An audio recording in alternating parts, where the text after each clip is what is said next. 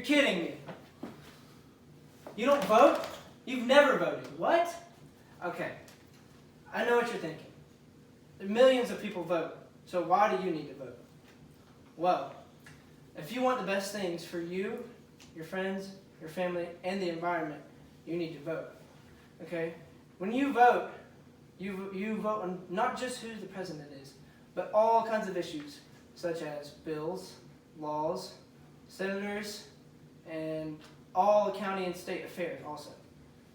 You know, you can vote on bills that are going to be passed in the coming up years.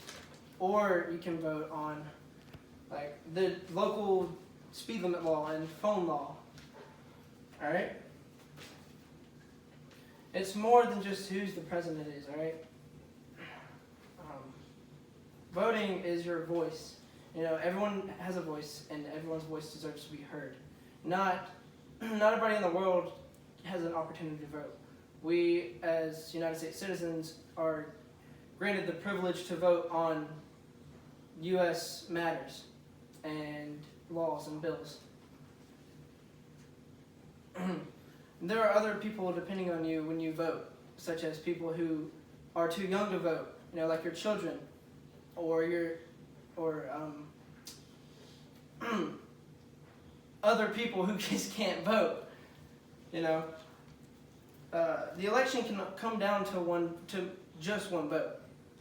And an example of that is in 1970, a Rhode Island State House race was 1,751 to 1,750 votes.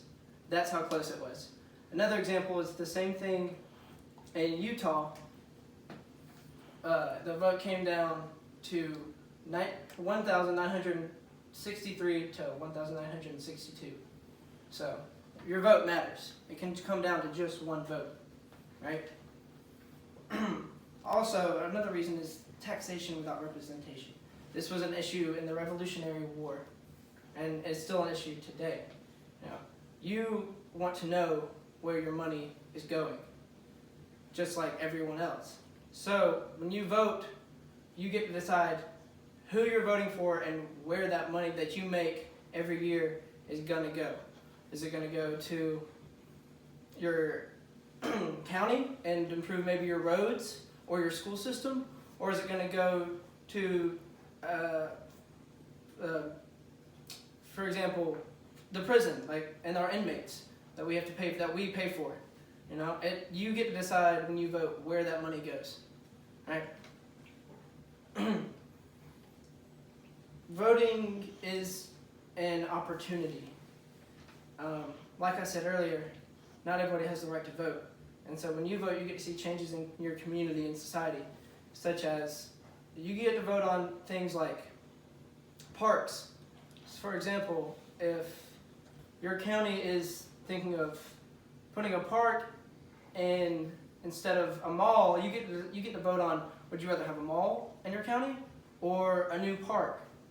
Or would you rather see a monument for maybe, I guess, for example, with veterans? Or would you rather see a monument for a civil rights leader? You know, you get to vote on these kind of things when you vote. It's not just who is going to be the president. Like I said, it's laws, bills, things that affect you and your everyday life.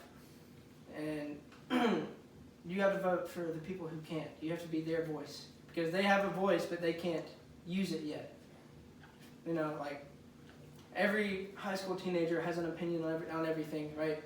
And it's your duty to either voice their opinion or voice your own opinion. Everyone has an opinion, right? Your opinion matters. And when you vote, you get to use that opinion and decide things that you care about. Like I said, voting on laws and bills and like what roads are going to be paved or what roads are going to be re-scraped. You know what I'm saying? And